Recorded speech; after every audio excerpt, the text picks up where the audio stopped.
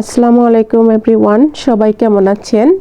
আলহামদুলিল্লাহ, আমিও আমার পরিবার সহ ভালো আছি। আশা করি আপনারা আপনাদের পরিবার নিয়ে সবাই ভালো আছেন। আজকে নিয়ে আসলাম পাবদা মাছের রেসিপি। তো পাবদা মাছ আজকে ভুনা করব, সেটা রেসিপি নিয়ে আসলাম। প্রথমে এই যে পাবদা মাছগুলো, এগুলো বাজার থেকে নিয়ে আসা।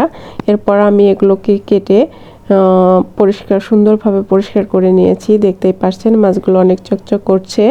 তো হচ্ছে একই পর্যায়ে আমি মাছটাকে মাখানোর জন্য একটু লবণ আর একটু হলুদ দিলাম। মাছটাকে হালকা ভাজি করব ভুনা করার জন্য। এ কারণে আমি লবণটা ভালোভাবে বারবার মাখিয়ে নিচ্ছি যাতে লবণটা ভিতরে যায়। তো ভিতরে যাওয়ার জন্য লবণটা ভিতরে যাওয়ার জন্য আমি মাখিয়ে নিলাম। এরপরে দিয়ে দিলাম কড়াইতে দিয়ে দিলাম তেলের মধ্যে দিয়ে দিলাম পাবদা মাছ। এরপর এটাকে ভাজি করা শেষ।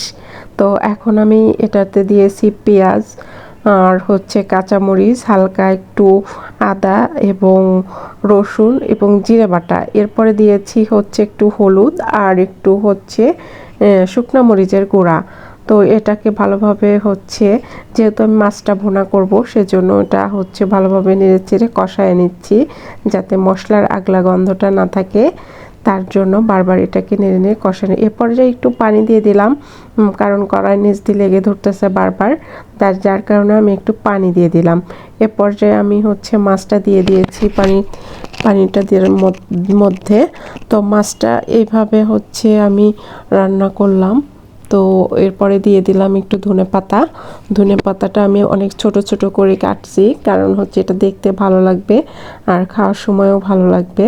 তো আপনারা ওইভাবে কেটে দিবেন। ধনেপাতা তো শীতের দিন দিতেই হবে। এই যে আমার রান্নাটা শেষ। আমার ভিডিওটা যদি একটুও ভালো লেগে থাকে, সবাই আমার পাশে থাকবেন এবং আমাকে সাবস্ক্রাইব করবেন। আল্লাহ হাফেজ।